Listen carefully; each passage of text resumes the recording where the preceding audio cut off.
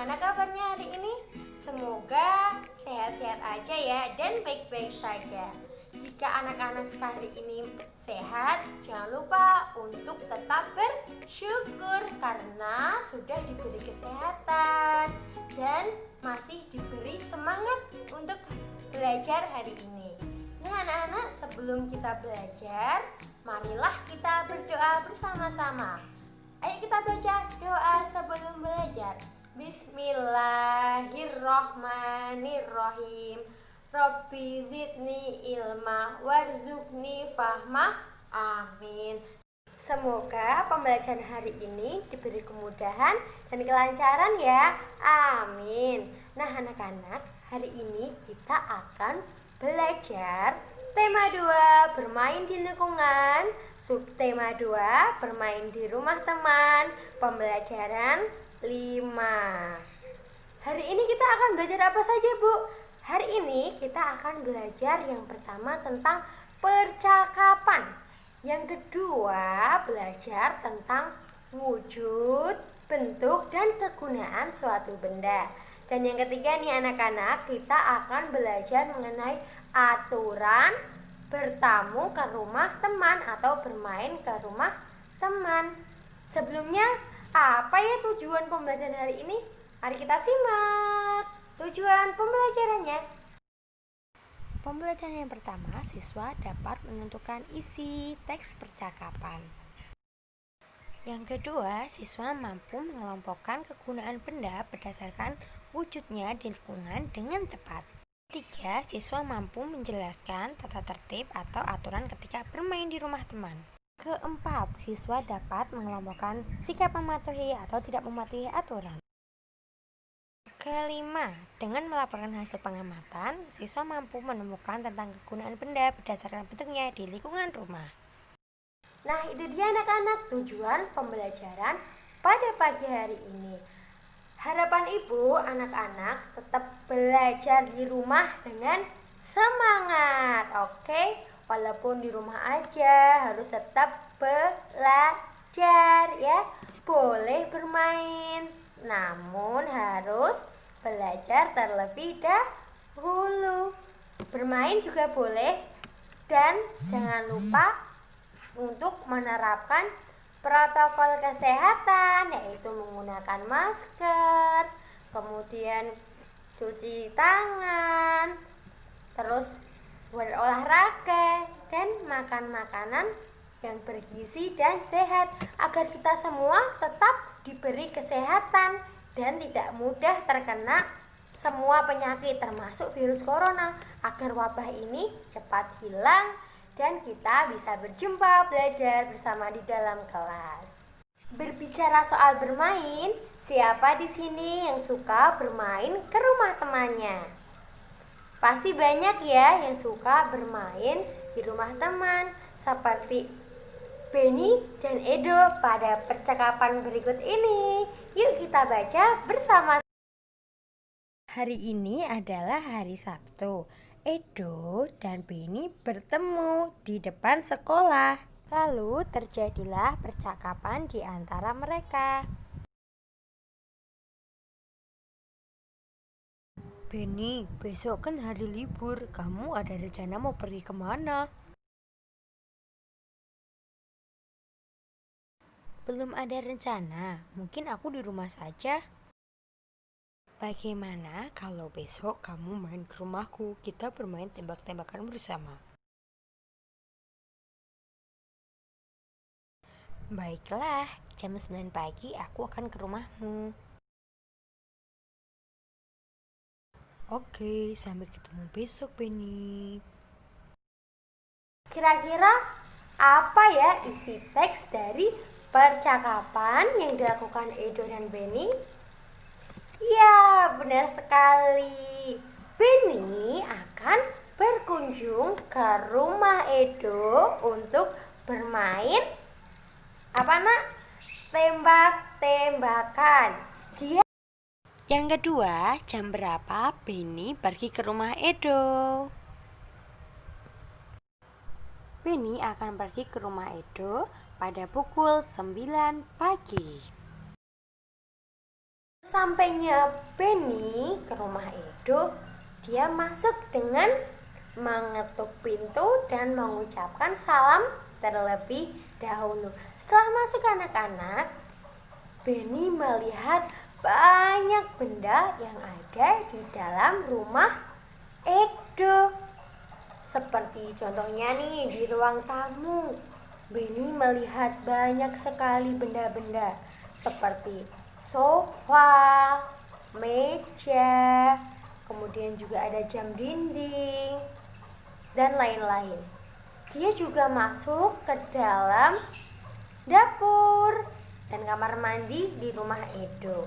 Dia di sana juga melihat banyak sekali benda. Nah, benda-benda yang dilihat oleh Benny di rumah Edo tentunya memiliki wujud yang berbeda-beda. Anak-anak masih ingat pelajaran kemarin membahas mengenai wujud suatu benda. Wujud suatu benda dibagi menjadi berapa, nak? Iya, benar sekali, dibagi menjadi 3. Yang pertama yaitu ada benda padat, dan yang kedua ada benda cair. Ketiga ada benda gas. Masih ingat gak ciri-ciri dari wujud benda?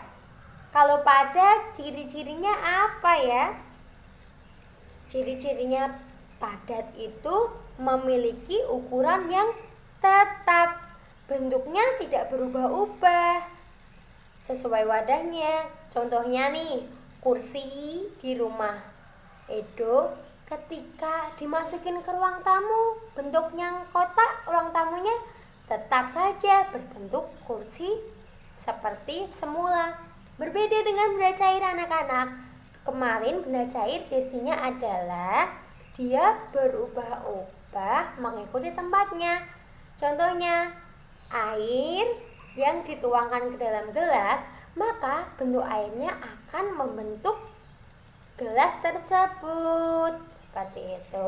Dan gas ya, ciri-cirinya gas itu dia tidak bisa dilihat, namun bisa dirasakan. Contohnya angin. Di rumah Edo ada kipas angin, dan anginnya itu kan kita nggak bisa melihat tuh bagaimana warna, bentuk dari angin tersebut, tapi kita bisa merasakan sepoi-sepoi dari kipas angin tersebut.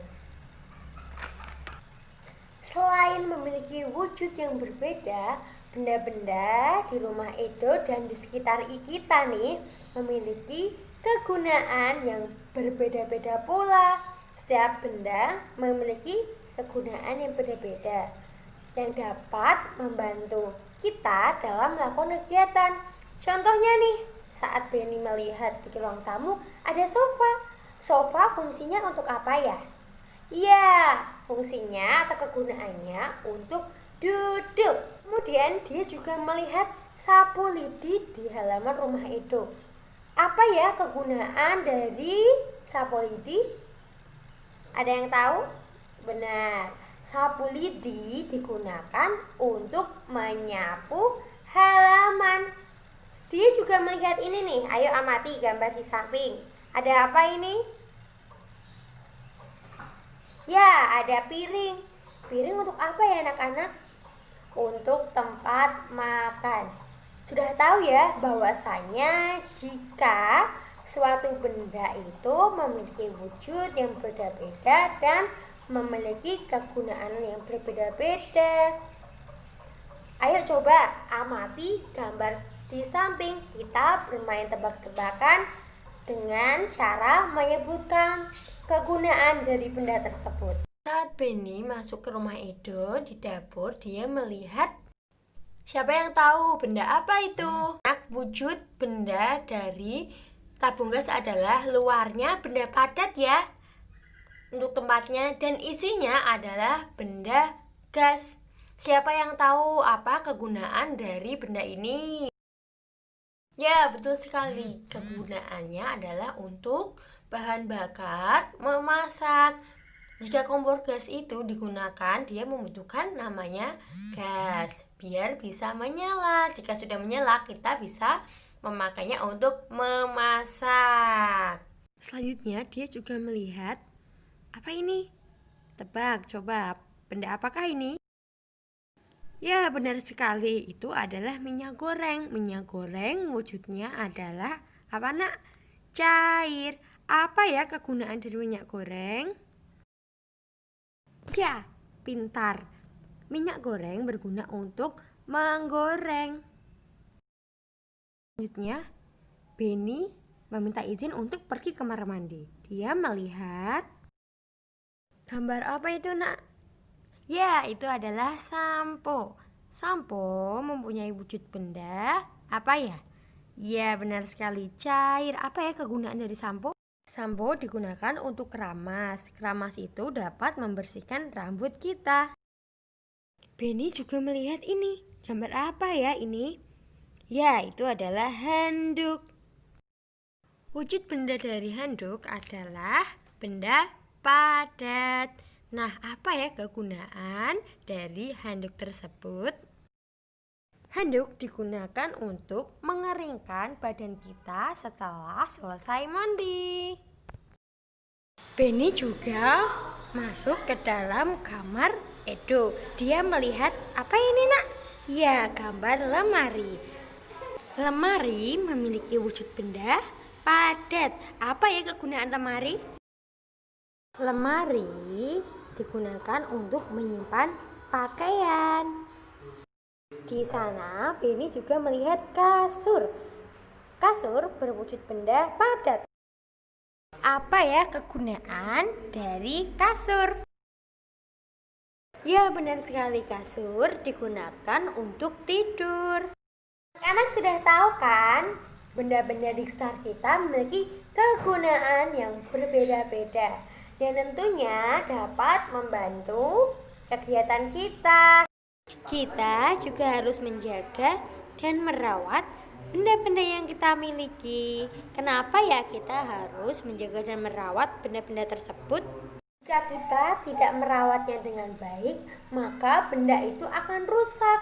Jika rusak, tidak bisa digunakan lagi. Makanya anak-anak harus tetap menjaga dan merawat benda-benda yang kita miliki. Anak-anak, setelah tahu tentang wujud dan kegunaan benda-benda di sekitar rumah kita, Ibu ada tugas nih. Anak-anak sudah mendapatkan lembar tabel seperti ini. Ya, sudah dapat semua ya. Nah, nanti Ibu minta untuk mengisi. Jadi anak-anak bisa mengamati nih benda-benda apa saja yang di rumah. Contohnya nih ada sapu. Sapu wujudnya apa? Wujudnya padat. Kegunaan dari sapu adalah untuk menyapu.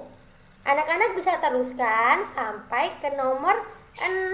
Anak-anak bisa amati gambar. Anak-anak untuk wujud bendanya tidak harus padat. Anak-anak juga bisa mengamati benda yang berwujud cair atau gas. Jadi semakin bermacam-macam semakin baik. Kita akan belajar mengenai tindakan taat pada aturan. Aturan adalah sebuah ketentuan yang dibuat untuk membatasi tingkah laku atau mengikat seseorang atau masyarakat. Aturan membuat sesuatu yang boleh dilakukan atau tidak boleh dilakukan. Nah, salah satu aturan yaitu aturan bermain di rumah teman. Apa saja ya contoh aturan saat di rumah teman? Yuk kita simak. Yaitu pertama, mengetuk pintu dan mengucapkan salam saat di depan rumah. Kemudian kita menyalami orang tua teman kita yang kita kunjungi. Selanjutnya, meminta izin jika ingin pergi ke kamar mandi. Saling meminjamkan mainan dan tidak membuat kegaduhan di rumah teman. Jika sudah selesai bermain, jangan lupa untuk dirapikan. Setelah hendak pulang, jangan lupa untuk berpamitan. Setelah tahu aturan bermain di rumah teman, Ibu memiliki tugas untuk kalian, yaitu centang sikap yang menunjukkan mematuhi aturan, dan disilang sikap yang tidak menunjukkan mematuhi aturan. Anak-anak, tidak terasa kita sudah berada di akhir pembelajaran nih. Tadi kita belajar apa aja ya anak-anak hari ini? Yang pertama, tadi kita belajar percakapan antara siapa? Ya, Edo dan Benny. Mereka hendak pergi bermain bersama di rumah Edo. Bermain apa tadi, Nak? Ya, bermain tembak-tembakan. Yang kedua, anak-anak, kita belajar mengenai kegunaan benda. Ada banyak sekali ya benda di sekitar kita. Benda tersebut membantu setiap kegiatan yang kita lakukan. Contohnya, kita tidak bisa minum tanpa adanya air dan gelas. Kita juga tidak bisa menulis tanpa adanya pensil dan buku tulis. Nah, benda juga beraneka ragam nih wujudnya. Tadi ada 3 wujud benda. Apa saja, Nak? Yang pertama ada benda padat. Yang kedua ada benda cair. Dan yang ketiga adalah benda gas. Setiap benda mempunyai kegunaannya masing-masing. Jadi berbeda antara benda satu dan benda lainnya. Nah, tadi Ibu memberikan tugas. Tugas yang pertama apa, Nak, tadi? Mengisi tabel pengamatan benda di rumah. Berdasarkan apa? Benda, wujud, dan kegunaannya. Ya, yang seperti ini ya, ingat nanti dikerjakan. Yang kedua, Ibu meminta untuk mencentang aturan bermain di rumah. Tadi sikap yang mematuhi aturan kita centang, yang tidak kita silang. Bisa ya, Nak ya? Nah, itu dia anak-anak pembelajaran hari ini.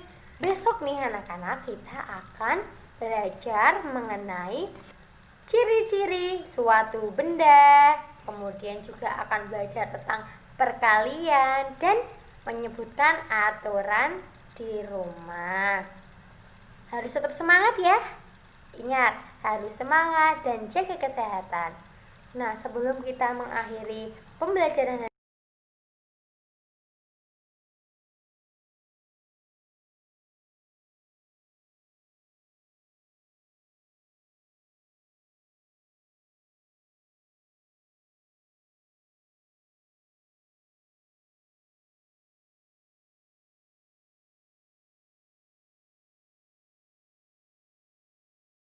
kita berdoa bersama-sama ya. Berdoa dimulai. Berdoa selesai. Semoga pembelajaran hari ini bisa bermanfaat. Terima kasih. Sampai jumpa kembali. Wassalamualaikum warahmatullahi wabarakatuh.